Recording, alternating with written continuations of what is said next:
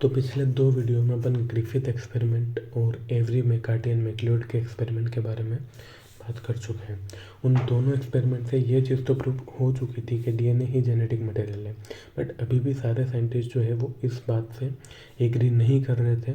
ठीक है, तो जो अनइक्विवोकल प्रूफ दिया था, मतलब जब सारे ही लोग एग्री कर गए, कोई भी उसके अगेंस्ट में नहीं बोला, वो प्रूफ दिया था अल्फ्रेड हर्शे और मार्था चेस के एक्सपेरिमेंट ने। उसी एक्सपेरिमेंट के बारे में आज अपन बात करने वाले हैं।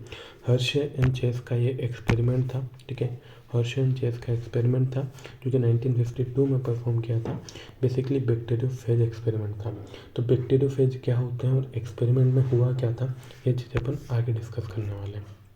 सबसे पहली बात, जो साइंटिस्ट इसमें इन्वॉल्व थे, Alfred Hershey and Martha Chase, ये दोनों साइंटिस्ट इन दोनों ने एक्सपेरिमेंट परफॉर्म किया था।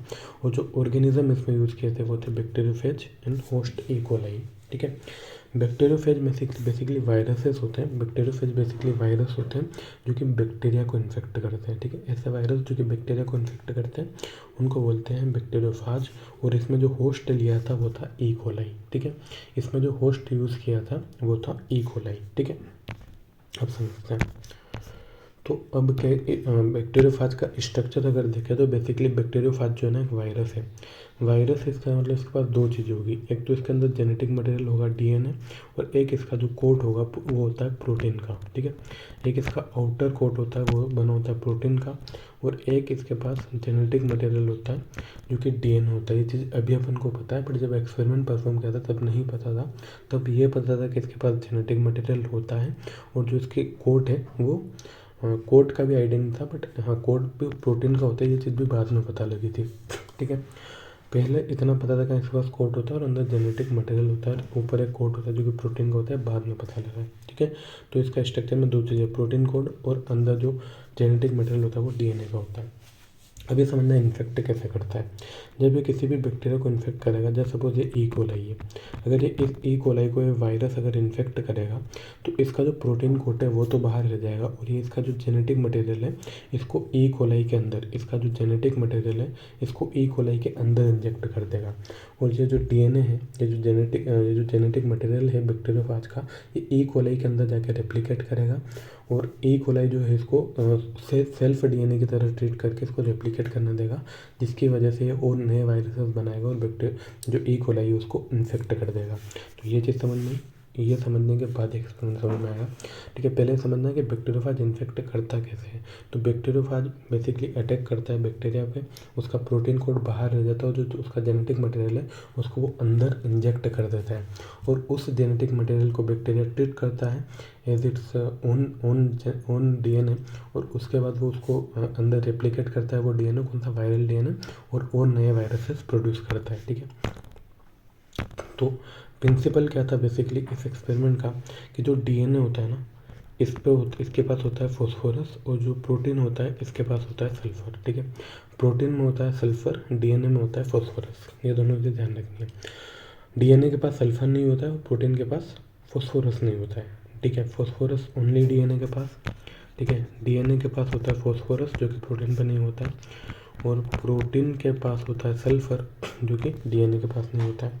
अब इसमें क्या किया था, रेडियो एक्टिव लेबलिंग करी थी। मतलब कुछ बैक्टीरियोफाज जो है उनको ग्रो करवाया था रेडियो एक्टिव फॉस्फोरस के ऊपर।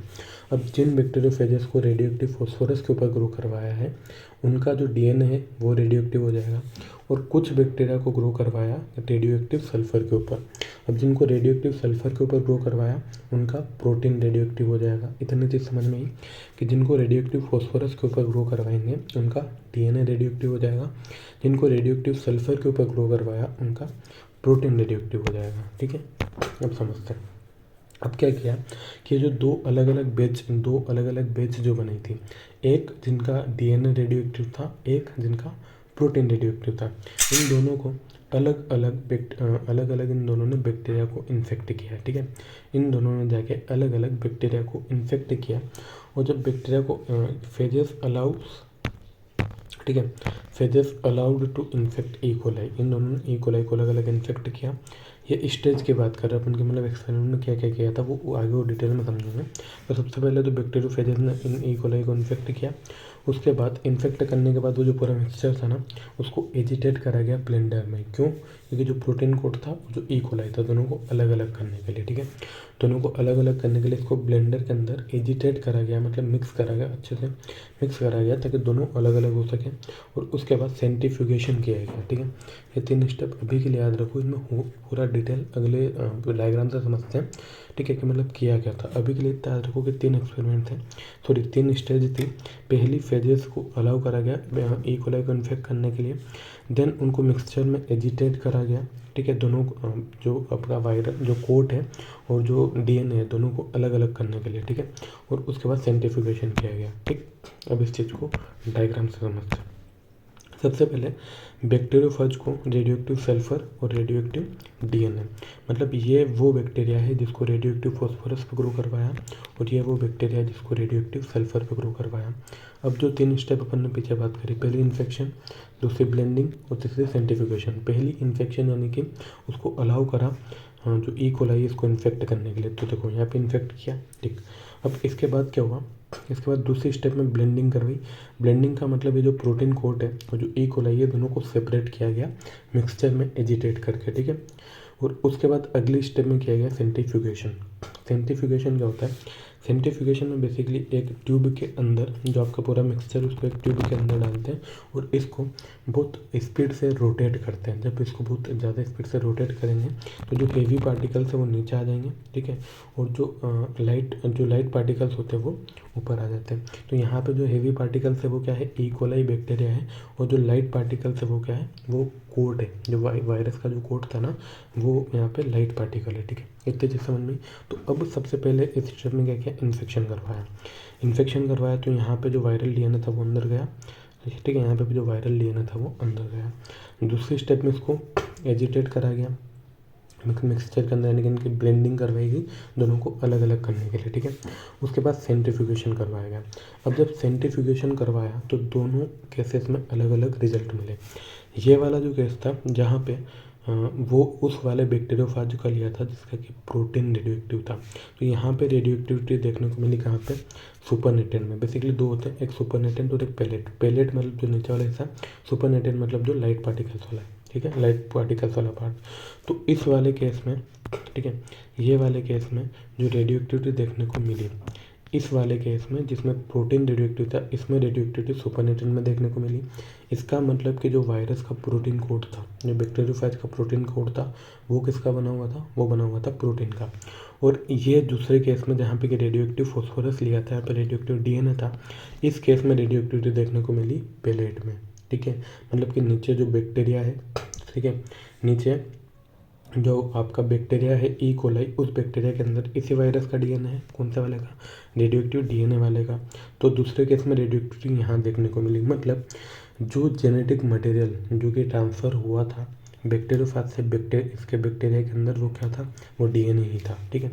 और जो उसका कोड था ऊपर का, इसका जो कोड था कि वायरस का, वो किसका था? प्रोटीन का। दोनों चीज़ें प्रूफ हो चुकी है, क्योंकि ये पता था कि भाई ऊपर जो है सुपरनेटेंट में क्या है? कोड है, और नीचे क्या है? डीएनए है पेलेट में, ठीक है।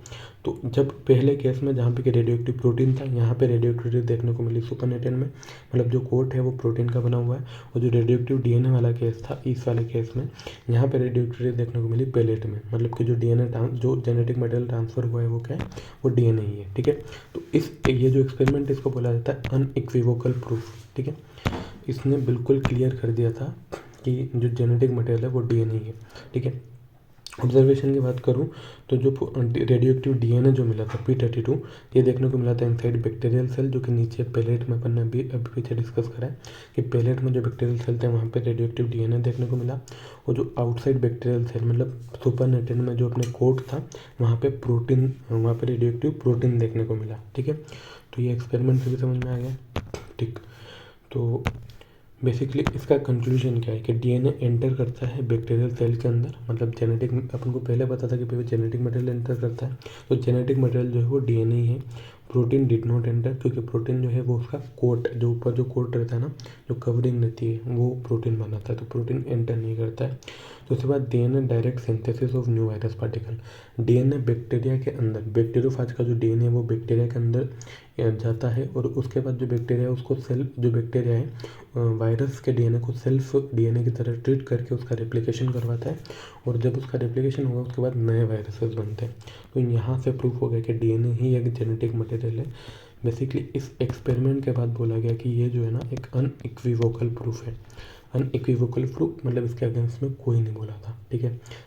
तो यहाँ से सब सारे ही साइंटिस्ट, सभी लोग एग्री कर गए थे कि डीएनए ही जेनेटिक मटेरियल होता है। तो डीएनए को जेनेटिक मटेरियल क्यों कहा जाता है, इसके पीछे एनसीईआरटी में 3 एक्सपेरिमेंट दिए हुए थे। Griffith experiment, Avery McCarty and MacLeod का एक्सपेरिमेंट और अल्फ्रेड हर्शे और मार्था चेस का एक्सपेरिमेंट। 1 बाय 1 3 वीडियो में अपन ने तीनों ही एक्सपेरिमेंट डिस्कस कर लिए। अगर इन तीनों एक्सपेरिमेंट में कोई भी डाउट हो तो आप कमेंट सेक्शन में बता सकते हैं और किसी स्पेसिफिक टॉपिक पे अगर वीडियो चाहिए तो वो भी आप कमेंट कर सकते हैं। Thank you.